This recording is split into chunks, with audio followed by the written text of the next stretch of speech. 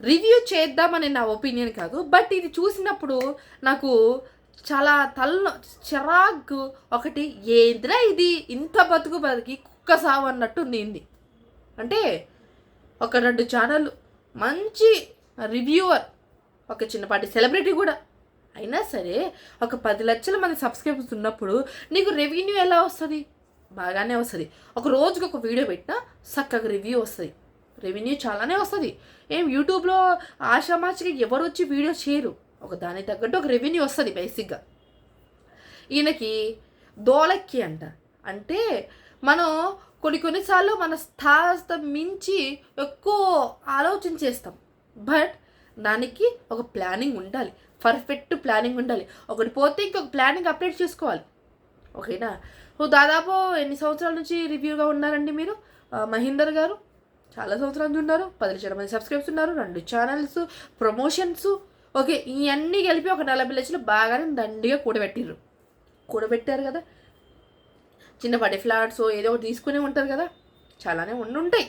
ఎవరు అంత పెద్ద రివ్యూరు, అసలు ఈ కొండ లాంటి మనిషి, అమ్మో అసలు అంత కృంగిపోయి ఏడుస్తున్నారంటే బాధేసింది ఒక నిమిషంలో. ఇంకొకటి అత్యాశ. మనిషికి ఆశ ఉండొచ్చు, అత్యాశ ఉండకూడదు. ఈయనమాల ఆశ కాదు, అత్యాశ. కొడితే కొండనే కొడదాం అన్నట్టు కాదు, దాని కింద ఉన్న పిట్ట గొడవలు కొడితే చాలు, అది మనిషి స్తోమత. ఓకేనా? నువ్వు డైరెక్ట్గా కొండనే పోయి ఢీ కొడతా నేను అంటే ఎలా కొడుతుంది? ఇలానే బోల్తా పడతావు. ఓకేనా? ఇప్పుడు కంటెంట్ ఏంటంటే నేను ఛానల్ అమ్మేసుకో. నువ్వు కష్టపడేది, నువ్వు కూర్చొని మాట్లాడింది, నువ్వు కష్టపడి సంపాదించుకున్న జనాలు అమ్మేయడానికి నీకు రైట్ ఉందా అంటే ఉండొచ్చు. వాళ్ళు నిన్ను జనాలు మెంచొచ్చిరు కదా, వాళ్ళేంటి ఓ పాపం పిచ్చోళ్ళు, వాళ్ళకేం తెలుసు? నువ్వు ఎన్ని ఛానల్ పెడితే అన్ని ఛానల్లో వచ్చేస్తారు, ప్రేమతో వస్తారు, పిచ్చులు కాదు అభిమానంతో వస్తారు. బట్ మీరు ప్రతి ఒక్కరికి నిజంగా పెద్ద పెద్ద యూట్యూబర్లు అని కాదు కానీ అందరికీ ఇది ఒక కొత్త ఫ్యాషన్ అయిపోయింది. ఒక 5 లక్షలు, 6 లక్షలు, 2 లక్షలు, 3 లక్షలు అవ్వడం, వచ్చి మళ్ళీ సబ్స్క్రైబర్ దగ్గర డబ్బులు అడగడం. అసలు ఏంటి? వాళ్ళు ఎందుకు సాయం చేస్తారు? సబ్స్క్రైబర్స్ ఎందుకు సాయం చేస్తారు? వాళ్ళ అభిమానంతో ఒక ఫోటోనో ఒక చిన్నపాటి గిఫ్టో లేకుంటే అంతే.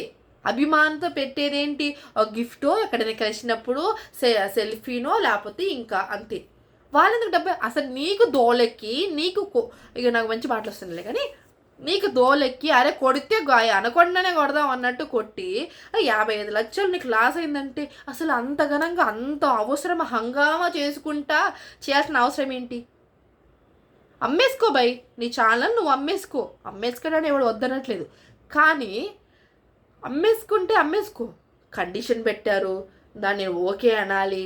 అవును, నీ అవసరం అది, నీ అవసరం కాబట్టి నువ్వు అమ్ముకో, వాళ్ళ కండిషన్తో తెచ్చుకో, అవసరం అలాంటిది. కానీ జనాల దగ్గరికి వచ్చి నాకు డబ్బు సాయం చేయండి అని అడగడం ఎంత చిరాగ్గా. అసలు కామెంట్ చేసుకోండి. అసలు ఏంటి అసలు జనాలు ఎందుకు? వాళ్ళు చూడడం వల్లనే నీకు ఈరోజు ఒక కాఫీ షాప్ పెట్టిందా డబ్బులు వచ్చాయి, 40 లక్షలు ఇన్వెస్ట్ చేసావు అంటే వాళ్ళు ఇచ్చిందే, మళ్ళీ వాళ్ళని అడుగుతావేంటి? తిండింటి వాసన లెక్క పెట్టడం అంటారు బేసిక్గా దీన్ని. తినేసి కడుపు నిండా మళ్ళీ నాకు సాయం చేయండి, నాకు పొట్ట నిండలేదు, ఇంకొంచెం నిండాలి, అది నిండాలంటే మీరు అందరూ రివ్యూవర్ కానీ, పెద్ద పెద్ద యూట్యూబర్స్ కానీ, నీకు తెలిసిన సెలబ్రిటీస్, వీళ్ళందరూ నీకు ఉంటుంది కదా, ప్రాపర్టీ ఉంటుంది, ఫ్యామిలీ అంతా సపోర్ట్ చేస్తే, అరే వీళ్ళని వాళ్ళని అడగడం ఏంటి? ఏదో ఒక ప్రాపర్టీ అమ్మో చేసో అది చేసి నువ్వు అప్పు తీర్చుకోవాలి. కానీ మళ్ళీ వచ్చి జనాలని నాకు డబ్బులు ఇవ్వండి, నేను అప్పులు కట్టుకోవాలి అనడం ఏంటి? అభిమానంతో చూస్తున్నారా లేదా? అదే ముఖ్యం. డబ్బులు అడగం ఏంటి? నాకు అర్థం కాని విషయం. ప్రతి ఒక్కడికి ఇది ఒక ట్రెండ్ అయిపోయింది బేసిక్గా. ఏంటిది? దీన్నే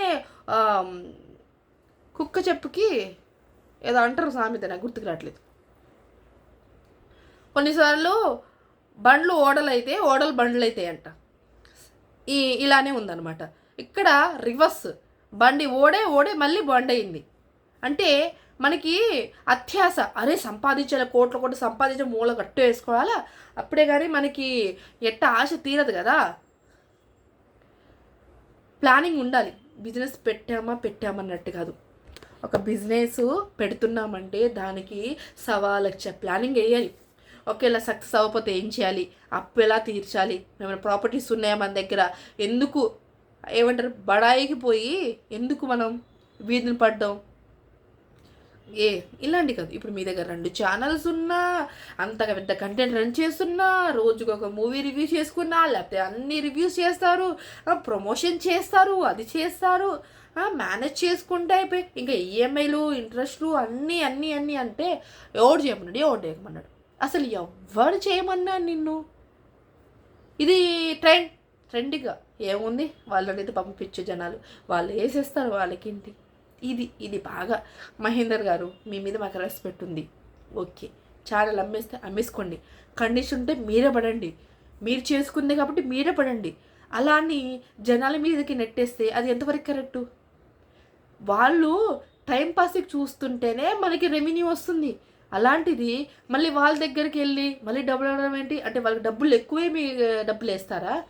ఇప్పుడు ఎవడి బతుకు వాళ్ళు బతకడానికే కష్టంగా ఉంది. మీరు చేసుకుంది మీరు అనుభవించండి అంతేలే. కానీ ప్రతిసారి ప్రతి ఒక్కడు వచ్చి అసలే ఆ బాధలో ఉన్నారు, ఓకే బాధ అసలు కొండలాంటి మనిషి అసలు దిగేసి మనిషి డీలా పడిపోయి అడిగితే వాడికి బాధ వేస్తారు, కాదనట్లేదు, వేసేవాళ్ళు వేస్తారు.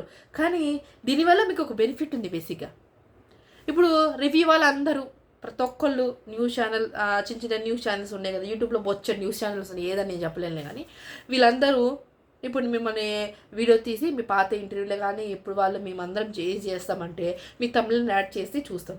ఇప్పుడు జనాలు ఏంటంటే అరే ఎవరు అసలు ఈ మనిషి ఎవరు అని వచ్చి చూస్తారు. అప్పుడు మీకు బాగానే రెవెన్యూ వస్తుంది, ఈ వీడియోకి మ్యాక్సిమం వస్తుంది, యూట్యూబ్లో రెవెన్యూ బాగానే వస్తుంది. అది మనం సంపాదించుకోవడం మీకు రాదని కాదు, వస్తుంది. కాకపోతే మీకు బాగా ఇచ్చులుకుపోయి మీరే చేసుకున్నారు, దానికి ఎవ్వడు బాధ్యతలు కాదు.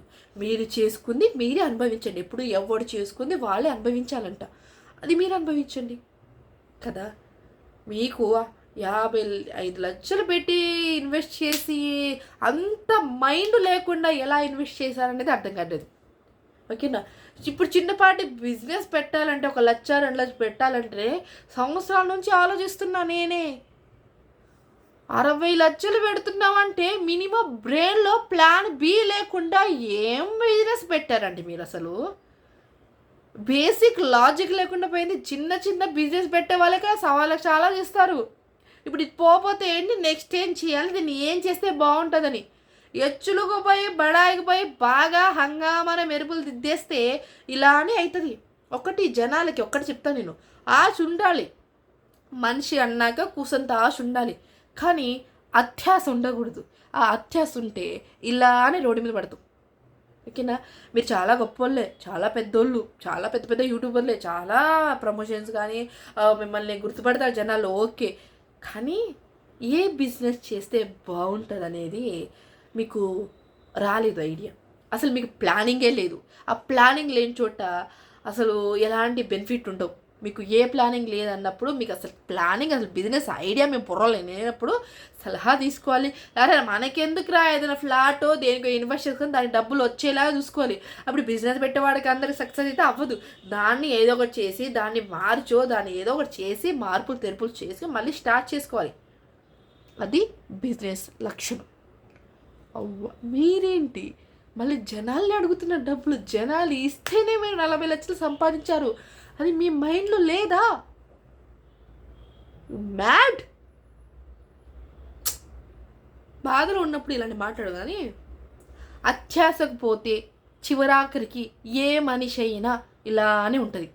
ఒకటి మన స్థాయి మించి వెళ్ళకూడదు అంటారు మన పెద్దవాళ్ళు. ఎందుకంటే నీకు స్తోమతను బట్టే నువ్వు ఉండు, నీ స్తోమతను మించున్నావో ఏదో ఒక రోజు నిలువునా మునుగుతావు అంటారు. ఎందుకంటే నీ మైండ్ అసలు నీ పొజిషన్ ఏంటనే చూసుకోవాలి. అంతేగాని మన దగ్గర ఏంటది పలుకుబడి ఉంది, ఏదైనా చేద్దామంటే ఇలానే ఉంటుంది, మళ్ళీ ఇలానే కూర్చొని అడగాలి మనం, ఓకేనా. మేము మీకు చెప్పేంత పెద్దవాళ్ళం కాకపోవచ్చు, కానీ ప్లానింగ్ ఉండాలి. భయ మీ దగ్గర ప్లానింగ్ లేదు, అసలు ఏ ప్లానింగ్ లేదు. ప్లానింగ్ ఉండుంటే ఈరోజు చాలా అమ్మేస్తున్న కండిషన్ అని పెట్టరు. మళ్ళీ దీనికి తగ్గట్టు ఇప్పుడు జనాలు వేస్తారు. ఓకే, జనాలు వేస్తారు, జనాలు చాలా మంచులబ్బా, జనాల గురించి నేను ఏమనట్లేదు. కానీ మీరు చేయనేది కరెక్ట్ కాదు. జనాలు అడగడం నాకు రాంగ్ అనిపించింది. ఎవడి సంసారం వాళ్ళు మొయ్యడానికే అసలు వస్తున్నాను ఇప్పుడు జనరేషన్లో. మీరు పోయి మీరు చేసుకునే దానికి మళ్ళీ జనాలు కూడా అనుభవించి జనాలు కూడా మీకు సాయం చేయాలి. ఇప్పుడు ఎంత చేస్తారు? అయితే 200, 300, 500 చేస్తారు. ఓకే, దీన్ని ఏమంటారు? మీ ఇజ్జత్కే వదిలేస్తున్నా. ఇది ముచ్చట. రివ్యూ చేయాలనే పాయింట్ కాదు, నాకు ఇది చూసినప్పుడు ఇలా అనిపించింది. మీరేమంటే అది మాత్రం కమిట్ చేయండి.